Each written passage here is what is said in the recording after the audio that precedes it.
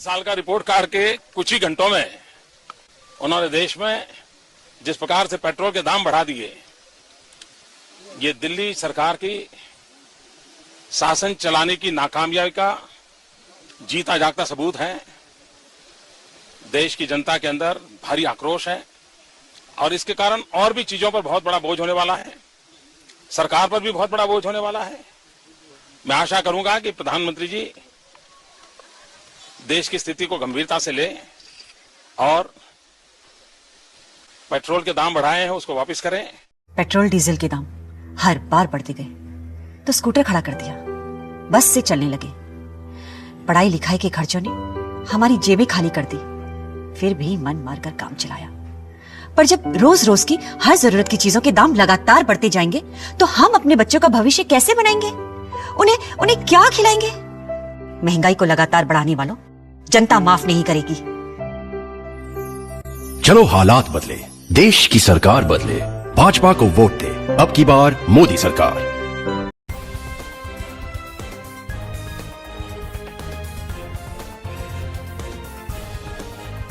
आप देख रहे हैं देश लाइव, देश की आवाज।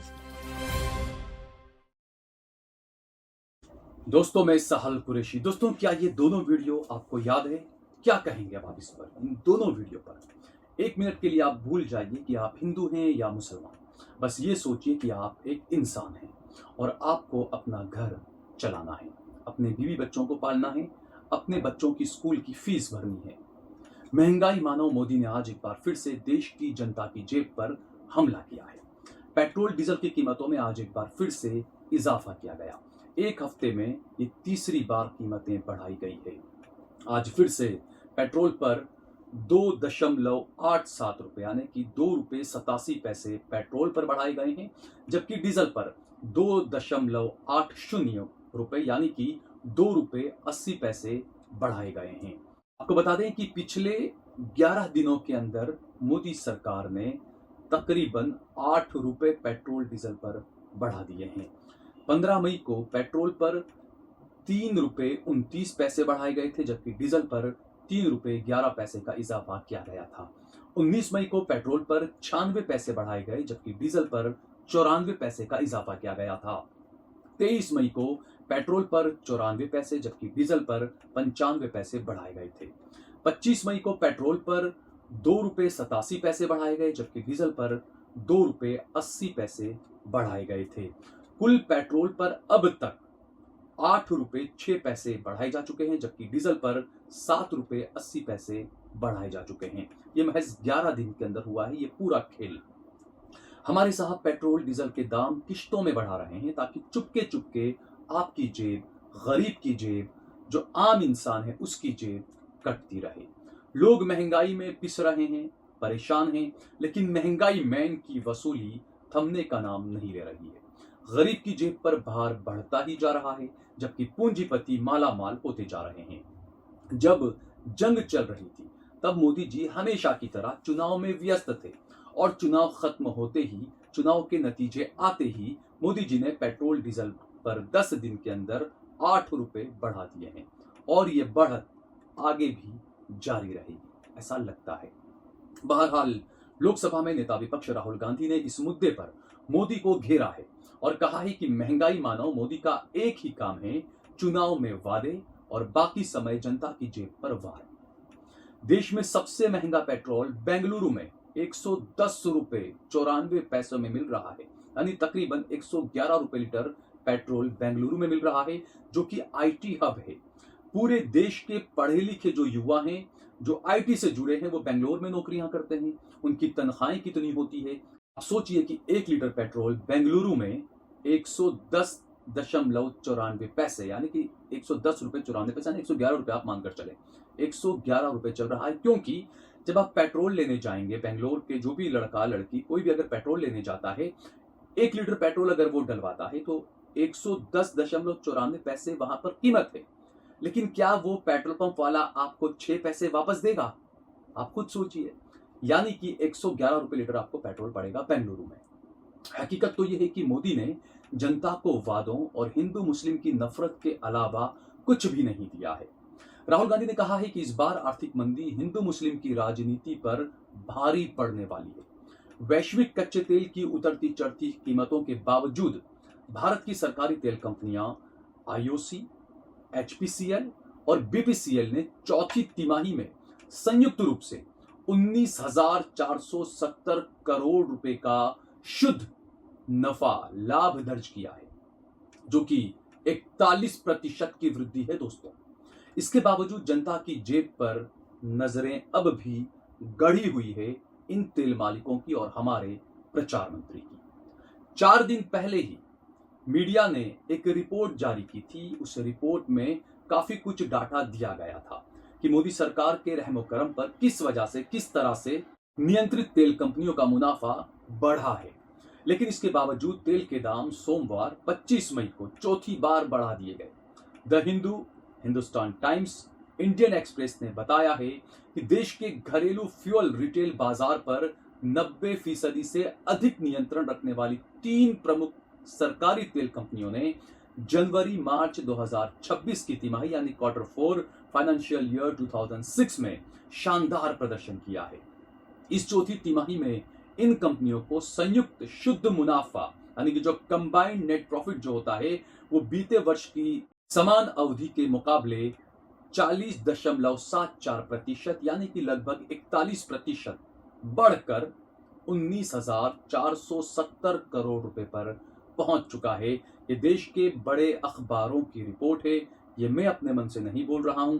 आप चाहें तो खुद जाकर गूगल कर या इन वेबसाइट्स पर जाकर आप देख सकते हैं। अमेरिका और इजराइल ने 28 फरवरी 2026 को ईरान पर हमला किया था। इसके बाद ईरान ने होर्मुज बंद कर दिया। तीनों कंपनियों के संयुक्त शुद्ध लाभ में 2025-26 में 130% की वृद्धि हुई है, जो 27,280 करोड़ तक पहुंच गया, जबकि 2024-25 में यह मुनाफा 33,601 करोड़ रुपए का था। सरकार और तेल कंपनियों ने फौरन ग्लोबल मार्केट में तेल महंगा होने का हवाला देना शुरू कर दिया। हालांकि सीज फायर के बाद तेल की कीमतें बहुत ज्यादा नहीं बढ़ी हैं। अभी जब सोमवार को हम जब ये रिपोर्ट तैयार कर रहे हैं तब तक भी तेल की कीमतें कम हुई है। मार्च 2026 में वैश्विक तेल आपूर्ति में रुकावट के बावजूद यह वृद्धि दर्ज की गई है। आपको बता दें कि जब प्रधानमंत्री मनमोहन सिंह हुआ करते थे, जब यूपीए की सरकार हुआ करती थी, तब पेट्रोल, जब कच्चा तेल जो था वो तकरीबन $110 पर बैरल मिला करता था और मोदी सरकार में कच्चा तेल $55 पर बैरल भी रहा और अभी भी आप देखें तो तकरीबन $100 के आसपास पर बैरल की कीमत है। आप सोचें कि तत्कालीन यूपीए सरकार में जब 110 रुपए पर बैरल कच्चे तेल की कीमत थी, उस वक्त आपको तेल 65-70 रुपए प्रति लीटर मिला करता था। अभी इस वक्त बाजार के अंदर, अंतर्राष्ट्रीय बाजार में कच्चे तेल की कीमत वही है $110, लेकिन आपको मिल रहा है 101 रुपए में, 104 रुपए में, 105 रुपए में, 111 रुपए में। पूरे देश में अलग अलग इस मुताबिक मिल रहा है, लेकिन तकरीबन हर जगह पर आपको 100 रुपए से ज्यादा का पेट्रोल डीजल मिल रहा है। चालू सप्ताह में घोषित वित्तीय परिणामों के अनुसार वित्त वर्ष 2025-26 में इन तीनों कंपनियों का कुल संयुक्त शुद्ध मुनाफा 130% यानी कि जो मैंने बताया 77,280 करोड़ रुपए हो गया, जो 2024-25 में सिर्फ 33,000 करोड़ था। तो आप समझ सकते हैं कि तेल कंपनियां कितना मुनाफा कमा रही है। आपको बता दें कि 2005 में कांग्रेस ने जमीन अधिग्रहण कर strategic petrol reserve 5.3 million metric ton का तैयार किया, जिसका फीता काटते हुए प्रचार मंत्री नरेंद्र मोदी ने कहा था कि मैं 6.5 मिलियन मैट्रिक टन के रिजर्व और बनाऊंगा, लेकिन आज तक उसके लिए जमीन तक अधिग्रहण नहीं की गई। 12 साल बाद भी नरेंद्र मोदी कुछ नहीं बना सके जो नया हो देश के लिए। किसानों को देने के लिए खाद तक मुहैया नहीं करवा पा रही है मोदी सरकार। भारत में 300 मिलियन मैट्रिक टन फर्टिलाइजर की जरूरत है, लेकिन सिर्फ 91% का स्टॉक अवेलेबल है भारत के पास। अब आप खुद सोचें कि देश की अर्थव्यवस्था किस तरफ ले जा रहे हैं प्रचार मंत्री नरेंद्र मोदी और किस तरीके से अमीर दोस्तों की जेबें भरी जा रही है और किस तरीके से भारत के जो आम लोग हैं, आम जनता हैं, जो गरीब हैं, जो मिडिल क्लास के लोग हैं, उन पर किस तरीके से बोझ बढ़ाया जा रहा है, किस तरीके से उनकी जेब काटी जा रही है, ये हम सभी के सामने है। और देखते हैं आगे आगे होता है क्या। इस वीडियो को ज़्यादा से ज़्यादा शेयर करें, कमेंट करें, लाइक करें और अगर आपने हमारा चैनल सब्सक्राइब ना किया हो तो हमारे चैनल को ज़रूर सब्सक्राइब करें। हमने हमारा नंबर भी दिया हुआ है, इस नंबर के ज़रिए आप सीधे हमें जो सहायता देना चाहें वो सहायता पहुंचा सकते हैं। हमें आपके सहयोग की सहायता की ज़रूरत है ताकि वो खबरें जो गोदी मीडिया आपको नहीं दिखाता है वो खबरें हम हमारे चैनल के माध्यम से आपको दिखा सकें। इसी के लिए हमें आपके सहयोग की, समर्थन की ज़रूरत है। इसके अलावा हम एक मुहिम चला रहे हैं। मैं बार बार पिछले कुछ दिनों से अपील कर रहा हूं कि ज्वाइन बटन दबाकर 1 महीने के अंदर कम से कम 50 लोगों को हम सीधा हमारे साथ जोड़ना चाहते हैं। तो ज्वाइन बटन दबाकर सीधा हमारे साथ जुड़ें। फिलहाल मुझे दीजिए इजाजत। जय भारत, जय हिंद।